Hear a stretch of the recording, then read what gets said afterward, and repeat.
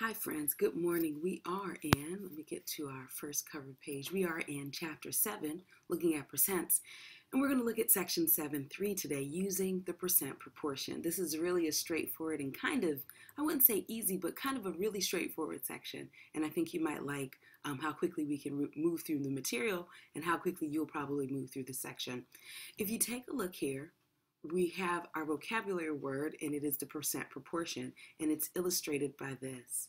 Whenever we're trying to find a percent, and we've talked about this before, we're going to talk about the part as compared to the whole, and that's going to be equivalent to the percent over 100. So for each of the problems and the exercises that we're going to do, we're going to actually write this down. It's super helpful and it'll be beneficial to you in the long term. So let's take a look. The first example is a two-parter, and we're going to find the percent. So we have 12 is what percent of 32. So here's our formula that we use. Oh, let's use a pen. That will be more helpful and not a highlighter. Okay, so we've got part over the whole, and that's going to be equal to the percent over 100. And so when we have this situation, what we'll do is we try to fit the information from our problem right into that. So 12 is what percent? So the fact that we're asking about percent, we know we're looking for percent. So I'm going to put an X where the percent goes. 100 always goes underneath percent, so I don't have to worry about that. The next thing I need to figure out is where to put 12 and where to put 32. 12 is what percent of 32? When I read this, I kind of think 12 is what part of 32. So 12 is the part and 32 is the whole. It's not, and so we're going to actually solve this like we would any other proportion. We'll cross multiply. I'll do the work over here. 32x is equal to 1,200. When I multiply 12 times 100, 32 times x, I'm going to divide both sides by 32. And when I do that, I get that x is equal to approximately, or I guess 37.5. So my answer is 37.5%.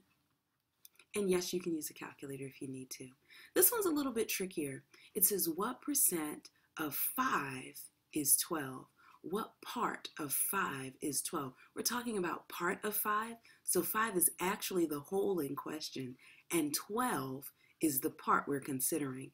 I know this seems odd to have a larger number over a smaller number, but it really is within the problem. So we're comparing everything to 5 here. What percent of 5 is 12? So 12 is the part of concern, and 5 is the whole. Again, we are looking for percent, so we're going to put an X here, 100 at the bottom. We're going to cross multiply as we know how to do when solving proportions.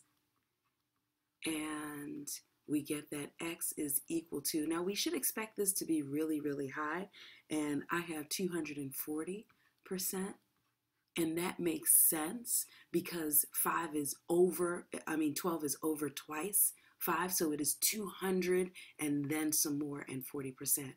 All right, let's take a look at another example. So example 2, we're not looking for the percent here, we're going to be looking for the part. Let's get that handy percent proportion back on this page. So I've got part over whole is equal to percent over 100, and again we're just going to try to figure out how to do that here. So what number is 15.5% of 450? So the 15.5 goes over top because it is the percentage. It goes right over top 100.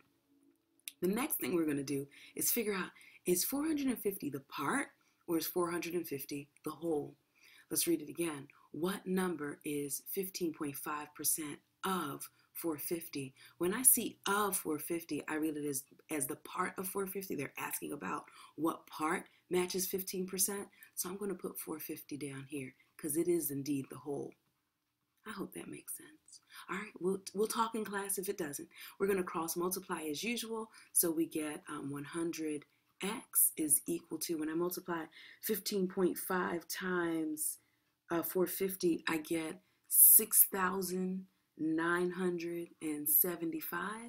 I'm going to divide both sides by 100, and I'll get finally that x is equal to 69.75. So 69.75 is 15.5% of 450. Let's do something similar over here. Again, the percentage will be over top the 100. We're talking about 11.4%. We're talking about of what part of 330. So we know that 330 is my whole. Put an X on top, cross multiply, and do my thing. So I'm going to get, when I multiply 330 by 11.4, I get 3,762. That's me cross multiplying here. Then I get this. And then I'm going to cross multiply here, and I get 100x. I'm going to divide both sides by 100. That's what we do to isolate x.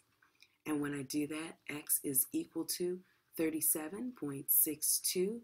And so 37.62, or 37 62/100 is 11.4% of 330. I told you this was going to be easy. All right, let's take a look at what I think is our last example, example 3. Here we have to find the whole. So it's really good to listen to or hear the way a problem will be presented when we're looking for the whole. 78 is 60% of what number? 78 is 60%. The fact that it is 60%, I put them across from each other. Let's put it down again. Our percent proportion, part over whole, is equal to percent over 100. And so we know that the percent always goes over 100. So I have that there. And so I have 78 over x. Now I'm looking for the whole. So 78 is 60%, so 78 over x is equal to 60 over 100, and I do what I usually do, cross multiply. I get 7,800 when I multiply these bad boys together is equal to the product here, 60x. I'm going to divide both sides by 60, and I get that x is equal to 130.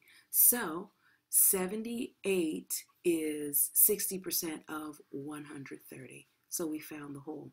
And that's really the extent of our lesson today. Please let me know if there are any other questions you have, or if there was something about the video that didn't make sense, or if I made a mistake. I look forward to talking to you guys soon. Have an excellent day.